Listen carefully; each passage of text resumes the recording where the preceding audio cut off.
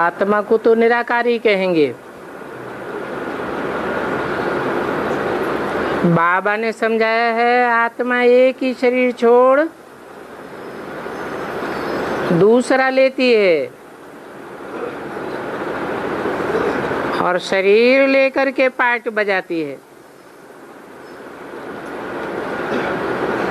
मनुष्य फिर आत्मा के बदले अपने शरीर को ही समझ लेते हैं। मैं आत्मा हूं ये भूल जाते हैं।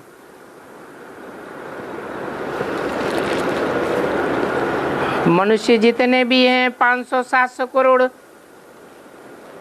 सब मनुष्य आत्माएं अपन को भूल जाती हैं।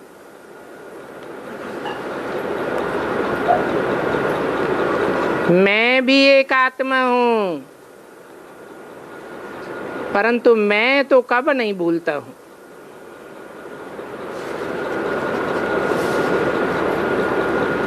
क्यों नहीं भूलता हूं?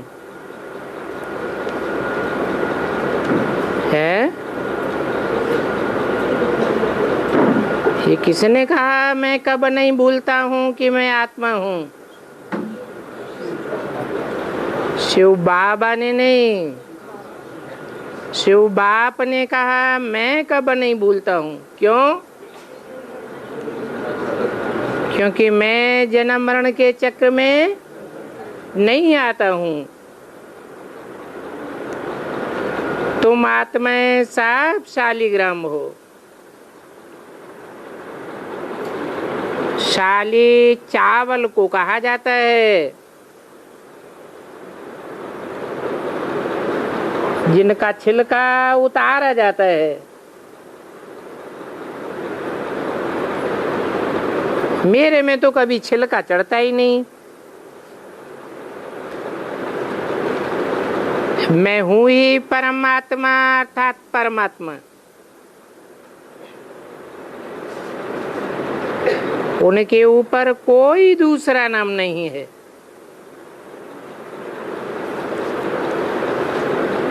उस परमात्मा का नाम शिव है। हो तो तुम भी ऐसे ही आत्मा, परंतु तुम सब शालिग्राम हो।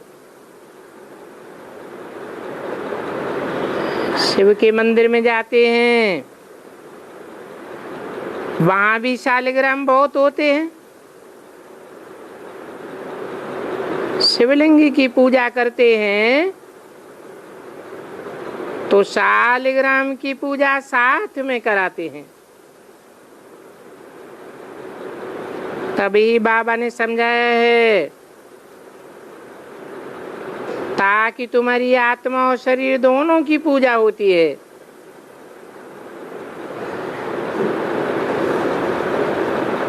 हमारी तो सिर्फ आत्मा की ही पूजा होती है। मुझे तो शरीर है ही नहीं। तुम कितना ऊंच बनते हो। बाप को तो खुशी होती है ना। बाप गरीब होता है और बच्चे पढ़ करके कितना चढ़ जाते हैं।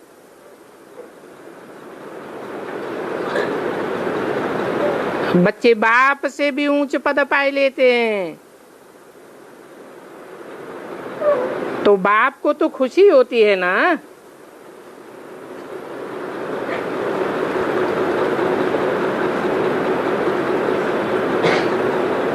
क्या से क्या बन जाते हो। बाप भी जानते हैं तुम कितना ऊंचे थे, अब कितने आरफन बन गए हो। इतने आरफन बन गए हो कि ऊंच बनाने वाले बाप को ही नहीं जानते। अभी तुम बाप के बने हो तो विश्व के मालिक बन जाते हो। बाप कहते हैं मुझे हेवनली गॉड फादर कहा जाता है। ये भी तुम जानते हो कि अभी स्वर्ग की स्थापना हो रही है। वहां स्वर्ग में क्या क्या होगा ये सिवाय तुम्हारे और कोई की बुद्धि में नहीं होगा। तुम्हारी ही बुद्धि में हम विश्व के मालिक थे, अब फिर बन रहे हैं। प्रजा भी ऐसे ही कहेगी, हम भी मालिक हैं, परंतु ये बातें तुम बच्चों की ही बुद्धि में हैं कि वहां यथा राजा तथा प्रजा कैसे विश्व के मालिक होते हैं।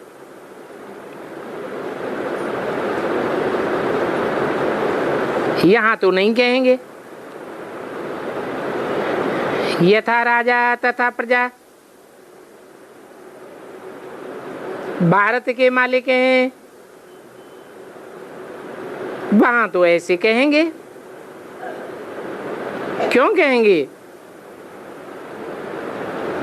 क्योंकि वहां राजा और राज्य में पारिवारिक संबंध होता है। तो खुशी रहनी चाहिए ये बातें सुन करके।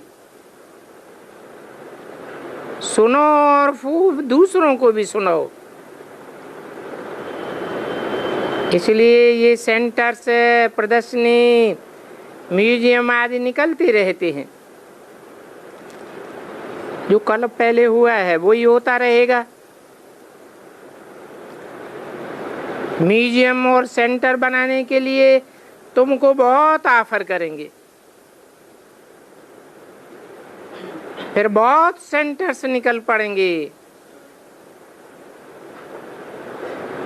धीरे धीरे सभी की हड्डियां नरम होती जाती हैं। तुम्हारी योग में कितनी जबरदस्त ताकत है। बाप भी कहते हैं तुम्हारे में बहुत ताकत है। भोजन तुम योग में रह करके खाओ और दूसरों को भी खिलाओ तो बुद्धि इस तरफ खींचेगी। भक्ति मार्ग में तो गुरुओं का झूठा आदि भी खाते हैं। तुम बच्चे समझते हो कि भक्ति मार्ग का विस्तार बहुत है। इतना विस्तार है जो उसका वर्णन भी नहीं कर सकते। बीज का और झाड़ का वर्णन कर सकते हैं, बाकी कोई को बोलो कि झाड़ के पत्ते गिनो तो क्या गिन सकेंगे? नहीं गिन सकते। पत्ते तो अथाह होते हैं। बीज में तो पत्ते की निशानी भी दिखाई नहीं पड़ती है। तो वंडरफुल बात है। इस झाड़ को भी कुदरती कहेंगे। ये जीव जंतु कितने वंडरफुल हैं। अनेक प्रकार के जीव हैं। कैसे पैदा होते हैं, बहुत वंडरफुल बात है। इसको कहा जाता है नेचर। ये बना बनाया खेल है। सतयुग में तुम क्या क्या देखेंगे वो भी नई चीजें होंगी। एवरीथिंग न्यू होता है। मोर के लिए तो बाबा ने समझाया है। उनको भारत का नेशनल बर्ड कहा जाता है, क्योंकि श्री कृष्ण के मुकुट में भी मोर का पंख दिखाते हैं।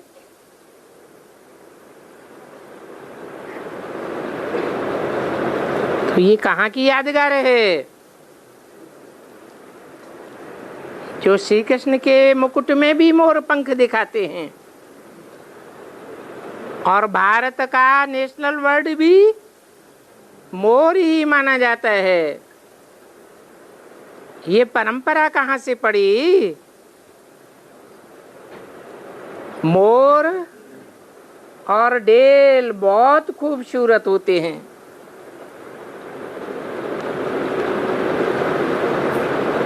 मोर का डांस कितना प्रसिद्ध है।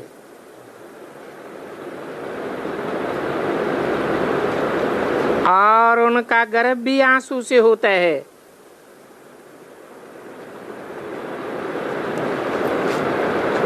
इसलिए नेशनल बर्ड कहते हैं।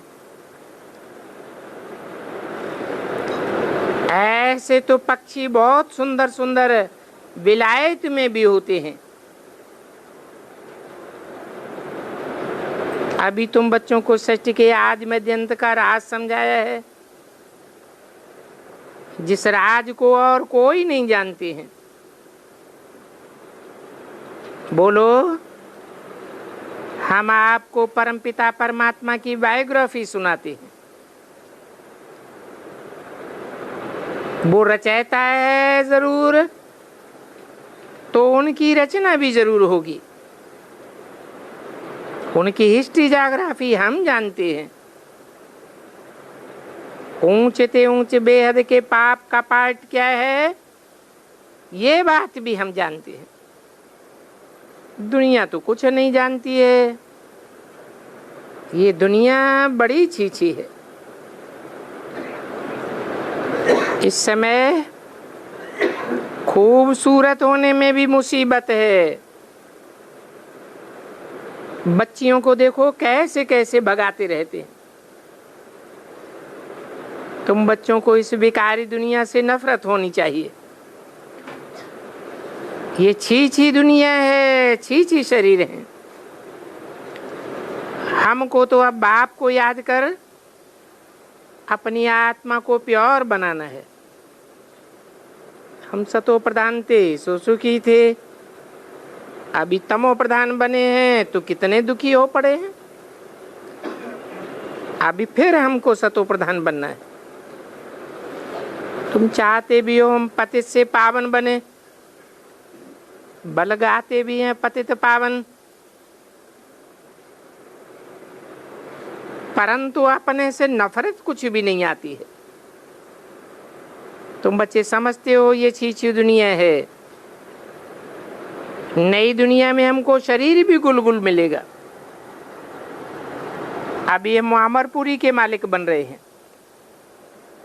बाकी कथाएं आदि तो सब झूठी हैं। भक्ति मार्ग में कितनी किताबें हैं, गीताएं आदि पढ़ते हैं, मिलता तो कुछ भी नहीं। पढ़ाने वाले ने तो राजयोग सिखाया, पढ़ा करके विश्व का मालिक बनाया। और ये कथा सुनाने वाले क्या करते हैं, फिर जो पढ़ाने वाला आए तब हम विश्व के मालिक बने। अच्छा, ओम शांति।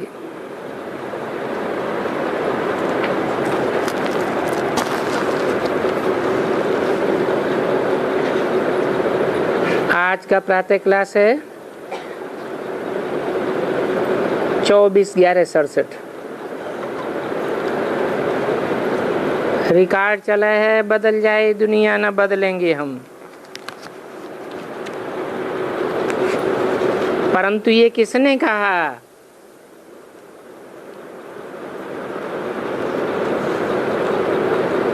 कसम किसका और किसने कहा? बच्चे रिस्पॉन्ड करेंगे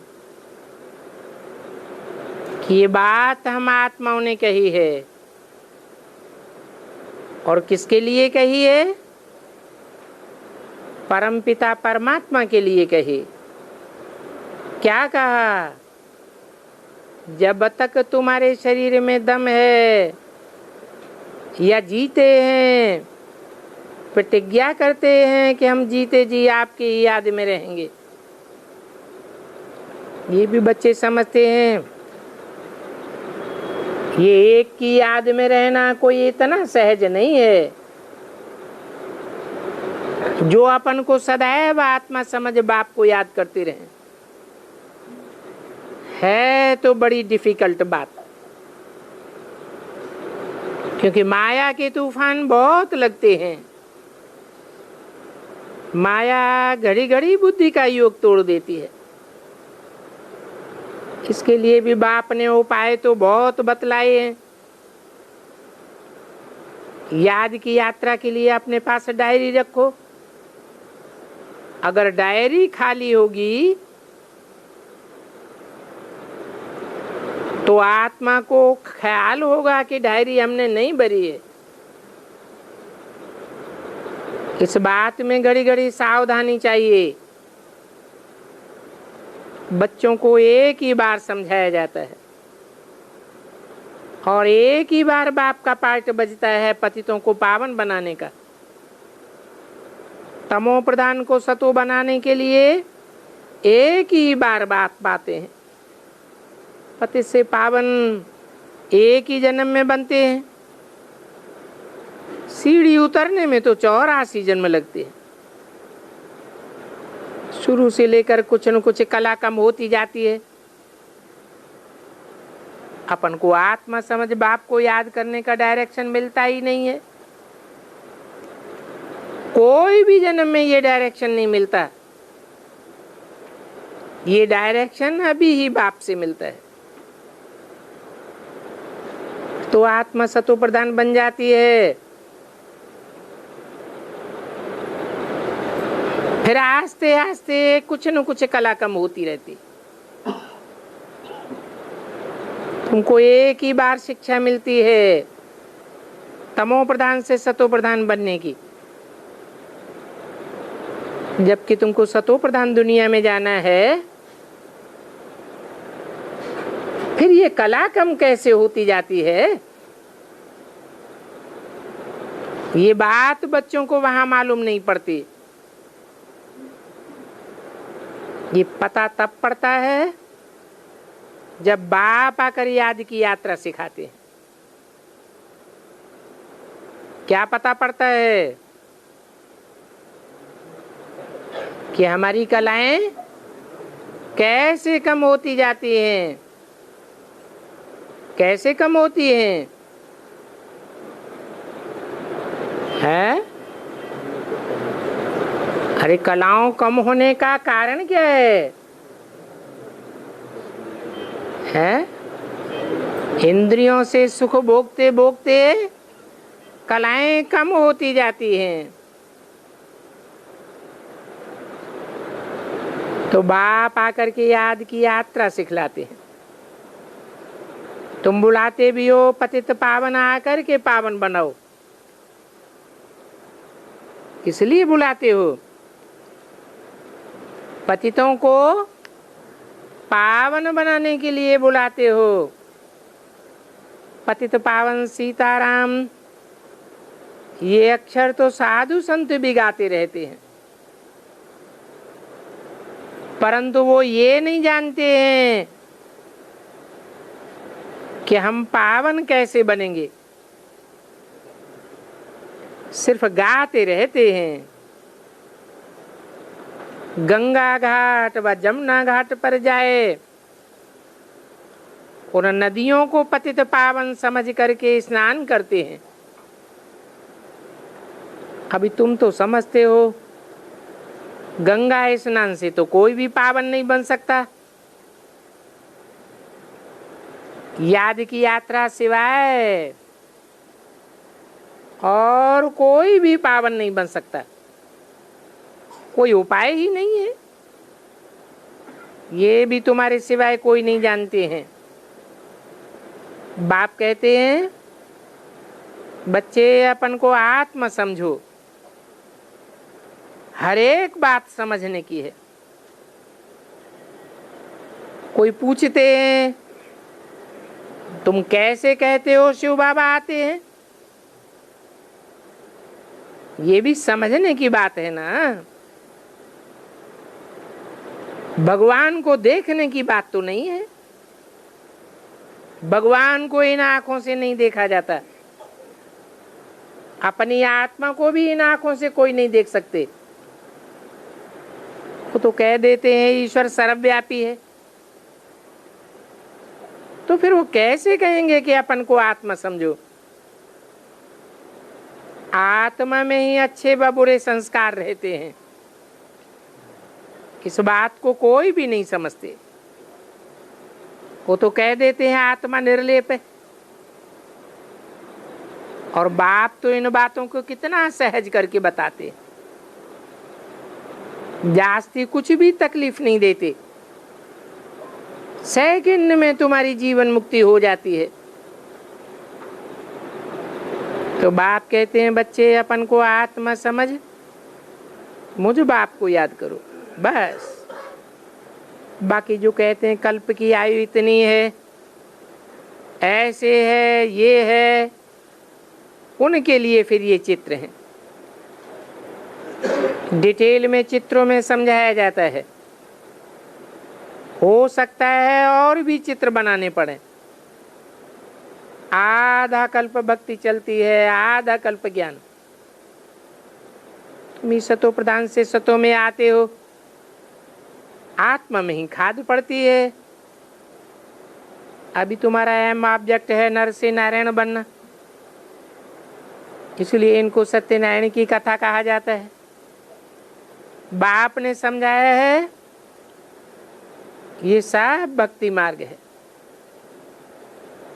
ज्ञान सिर्फ एक ही बाप के पास है, वो ही ज्ञान का सागर, पवित्रता का सागर है। और दुनिया में कोई को भी ज्ञान का सागर है, पवित्रता का सागर नहीं कह सकते हैं, क्योंकि सभी 84 जन्म लेते लेते पतित जरूर बनते हैं, इसको भी एवर प्योर नहीं कह सकते हैं। ये बातें बुद्धि में धारण करने की हैं। बच्चे समझते हैं सतयुग में सतो प्रधान थे,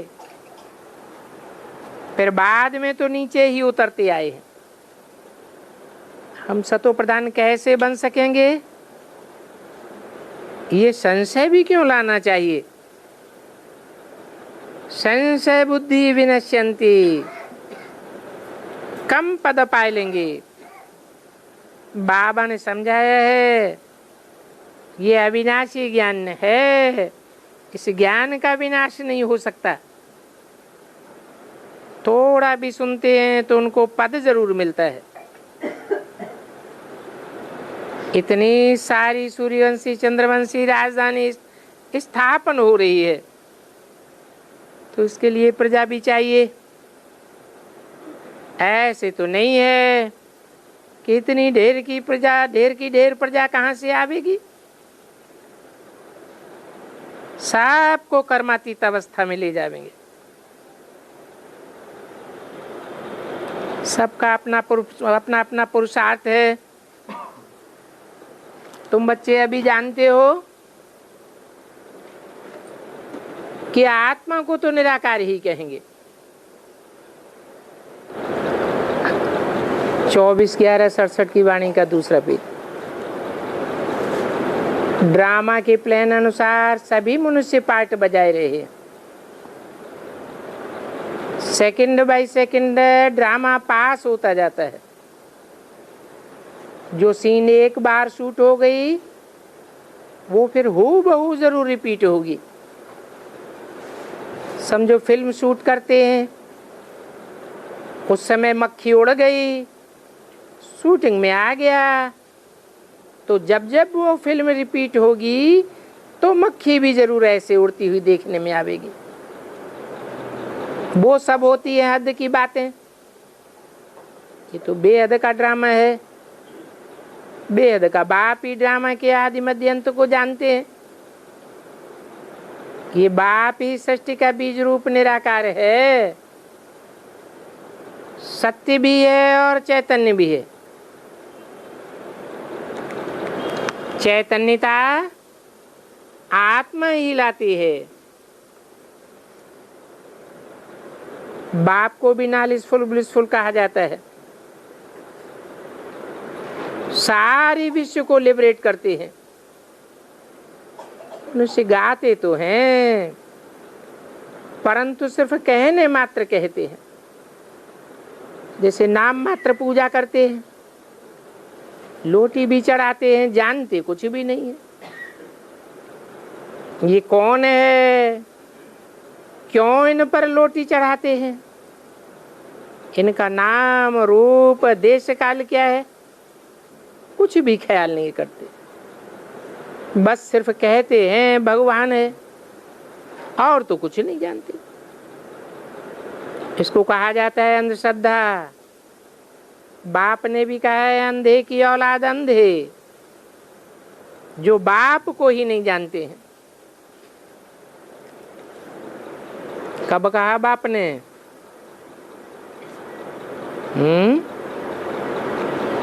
अरे कौन से युग में बाप ने कहा अंधे की औलाद अंधे? हैं? कौन अंधा और कौन अंधे की औलाद? किनके लिए कहा? अरे संगम युग में कहा है बाप ने,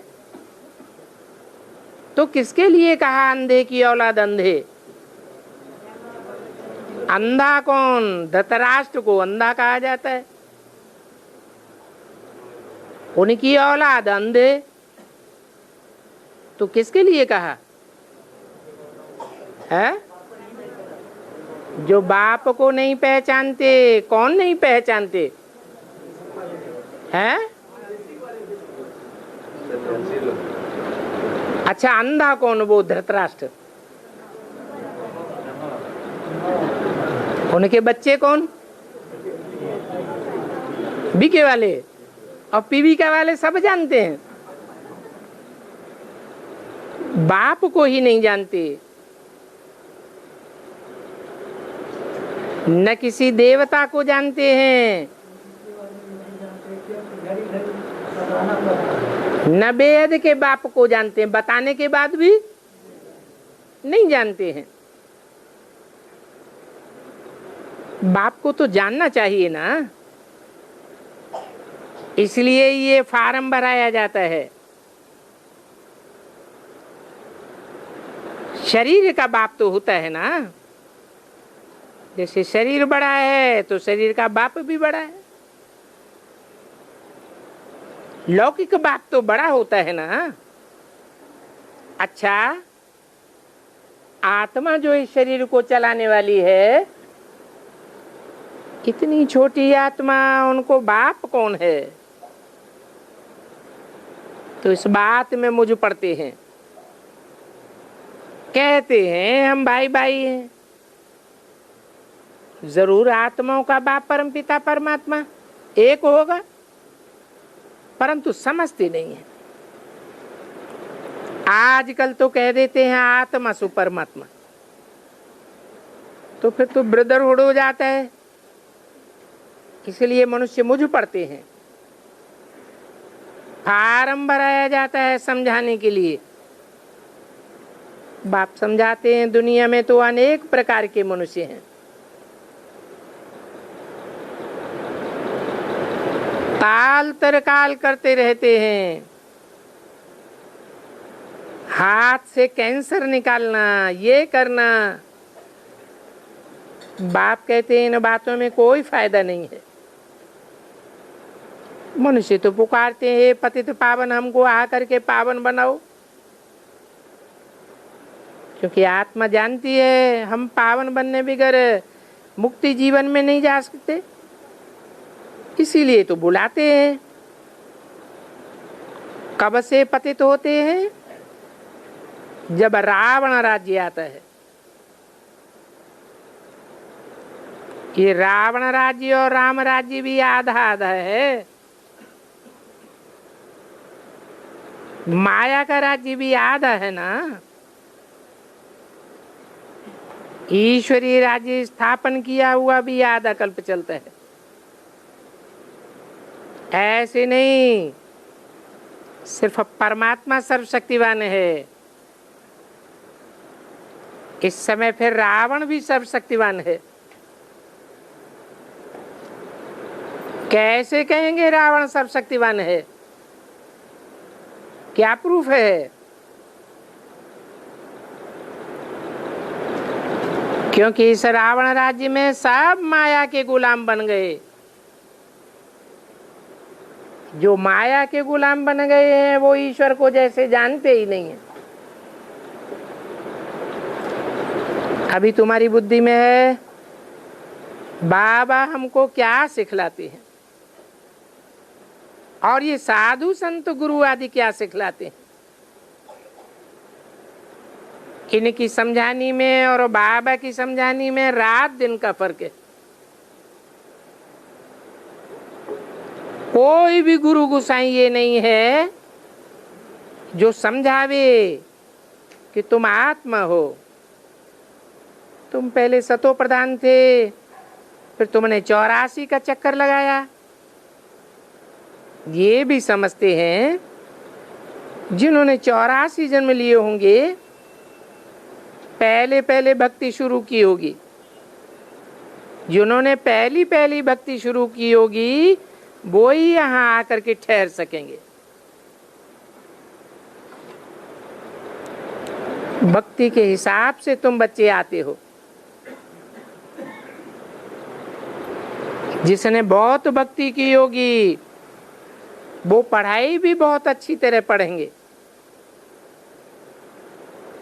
कम भक्ति करने वाले कम पढ़ेंगे। जिसने बहुत भक्ति की होगी वो तुरंत चटक पढ़ेंगे। कभी पढ़ाई का क्लास मिस नहीं करो, क्योंकि भक्ति का फल जरूर मिलता है। जिसने बहुत भक्ति की है उनको पहले जरूर मिलना चाहिए।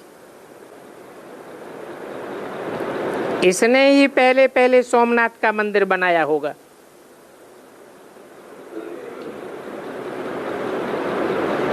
किसने?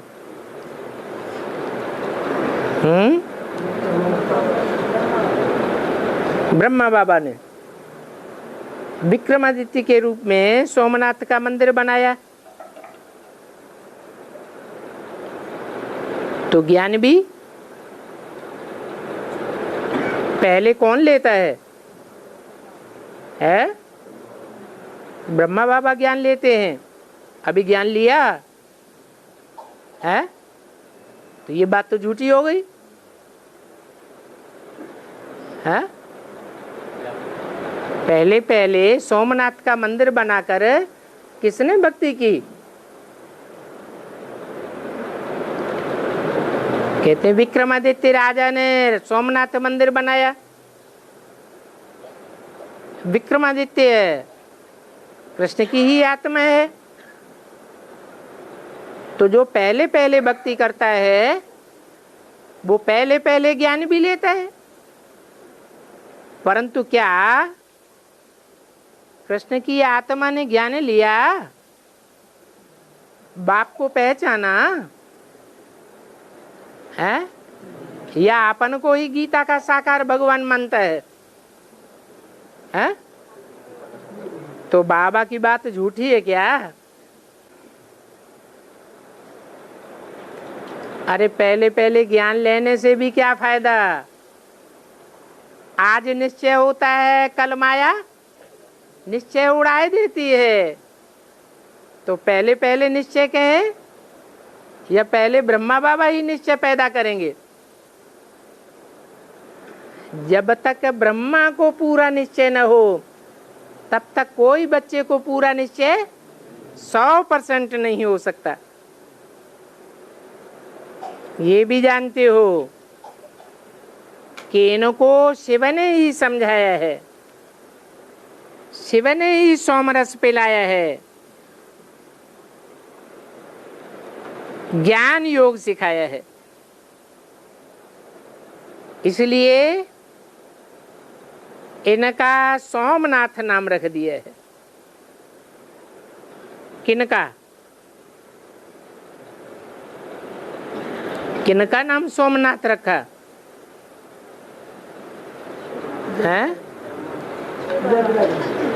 प्रजापिता ब्रह्मा का नाम सोम को नाथने वाला। सोम माने चंद्रमा। कितने बड़े बड़े मंदिर बनाए हैं। नाथने वाला क्यों? नाथ किसको डाली जाती है? बैल को डाली जाती है। तो मंदिर बनाते हैं तो वहां बैल भी रखते हैं। ज्ञान योग सिखाया है ना। मंदिर बहुत बड़े बड़े बनाए दिए। सोमनाथ का मंदिर कितना हीरो जवाहरातों से सजा हुआ था। अभी जो मंदिर है वो तो जैसे भरतनाट्य कौड़ी है। कौन सा मंदिर है? जो सोमनाथ का मंदिर बनाया था विक्रमादित्य ने, वो तो मोहम्मद गजनी ने तोड़ फोड़ दिया। अभी 200 साल पहले नया मंदिर बनाया गया, तो उसकी वैल्यू तो उसके मुकाबले कुछ भी नहीं है। वो था बर्थ पाउंड। इस समय के मनुष्य बर्थ कौड़ी हैं। अभी फिर से तुम बर्थ पाउंड बनते हो। शुरू में तुम्हारे पास कितना धन था, पद्मों की मिल्कियत थी। बाप कहते हैं मीठे बच्चों तुम पद्मा पद्म भाग्यशाली बनते हो। वहां तो अनगिनत धन रहता है। इतना धन रहता है तो कि तुम गिनती भी नहीं कर सकते। सोने जवाहरातों के महल होते हैं। ऐसे नहीं कहेंगे अभी ये मंदिर नहीं है तो हम कैसे माने? अरे हिस्ट्री ज्योग्राफी तो पढ़ी है ना। हिस्ट्री अर्थात किसने कब कितना राज्य किया। ज्योग्राफी माने जमीन पर कितना समय राज्य किया। दुनिया में कोई भी ऐसा सत्संग नहीं होगा जिसमें मनुष्य अपन को आत्मा समझ करके बाप को याद करें। अभी तुम सत्य बाप के संग में बैठे हो। तुमको पता है कि बाप हमें सत्संग का सच्चा अर्थ बताते हैं। बाकी तो मनुष्य झूठ ही बोलते रहते हैं। कहते हैं हम सत्संग में जाते हैं, सत्संग में जाते हैं कि झूठ संग में जाते हैं। उनको कहा ही जाता है लत संग, विनाश काले विपरीत बुद्धि। 24/11/67 की वाणी का 3रा पेज। जो कुछ भी सुनाते हैं झूठ ही झूठ सुनाते रहते हैं। ईश्वर सर्वव्यापी कहाँ लिखा हुआ है? कहते गीता में लिखा हुआ है। अब गीता में तो कहीं नहीं लिखा है ईश्वर सर्वव्यापी है। अपने अपने तरीके से अर्थ निकाल दिए हैं। गीता में तो साफ लिखा है मैं कहाँ का रहने वाला हूं। जहां सूरज चांद सितारों का प्रकाश भी नहीं पहुंचता, मैं उस परम धाम का रहने वाला हूं। गीता में लिखा हुआ भी है कि मैं बहुत जन्मों के अंत में भी साधारण तन में प्रवेश करता हूं। तो फिर सर्वव्यापी हूं ये कैसे हो सकता? अभी तुम बाप के सन्मुख बैठे हो। अंदर में जानते हो हम आत्माओं को शिव बाबा नॉलेज दे रहे हैं। ये कोई कथा नहीं है, ये तो नॉलेज है। बाकी बच्चों को बैठ समझाता हूं कि तुम पतित से पावन कैसे बनते हो।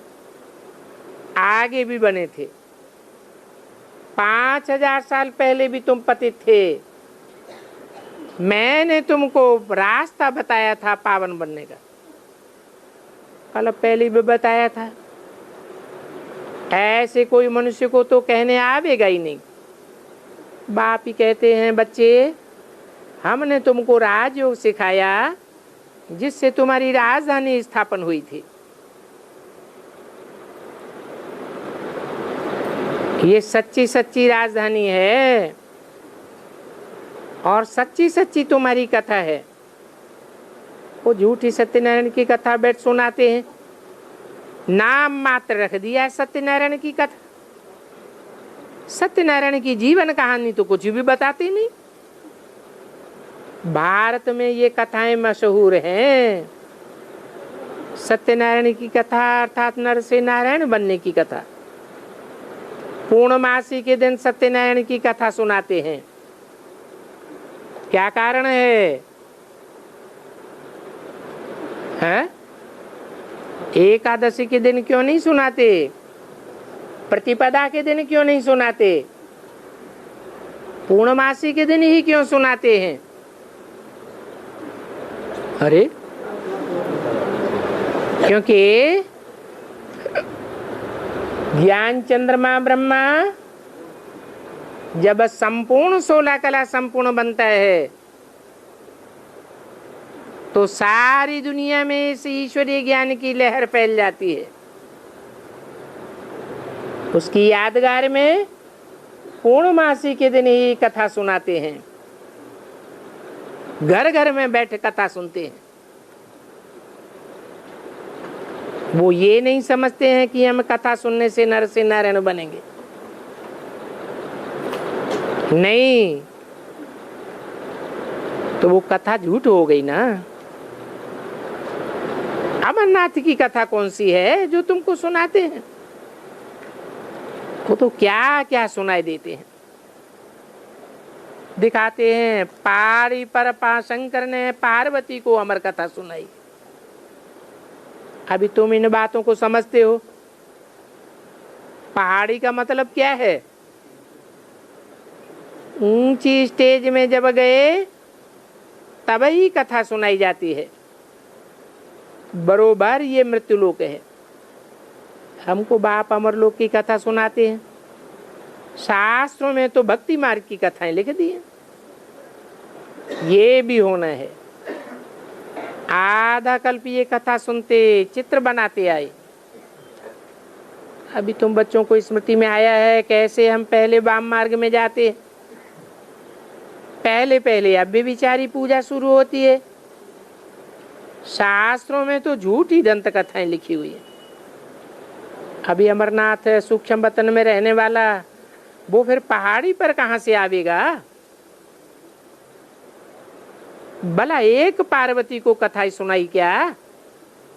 बाप कहते हैं तुम सब पार्वतियां हो। जैसे गंगा को पतित पावनी कहते हैं, परंतु स्नान तो और भी नदियों पर जाकर करते हैं। वैसे ही पार्वतियां और भी तो होंगी ना जो कथा सुनती होंगी। मनुष्य तो जो सुनते हैं सत्य सत्य कहते रहते। बाप समझाते हैं ये आधा कल्प वेद शास्त्र तीर्थ आदि चलते हैं।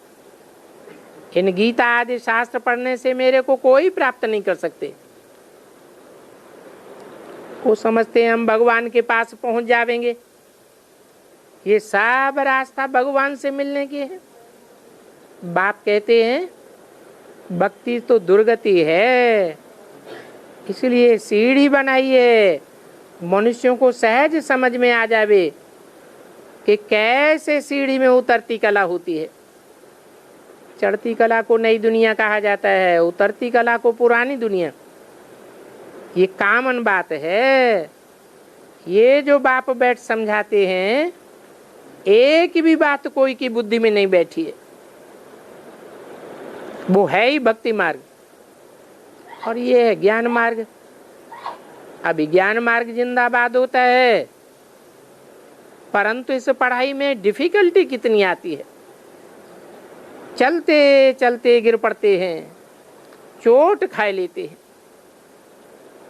पहले होती है देह अभिमान की चोट, फिर होती है काम की चोट। जब तक ब्राह्मण नहीं बने हैं तो शूद्र ही शूद्र हैं, रावण संप्रदाय के हैं। इस समय तुम ईश्वरीय संप्रदाय के बनते हो। तुम बनेंगे दैवी संप्रदाय। तो बताओ उत्तम जन्म कौन सा ठहरा? ये जन्म तुम्हारा उत्तम ठहरा ना। इसको ही अंतिम दुर्लभ जन्म कहा जाता है।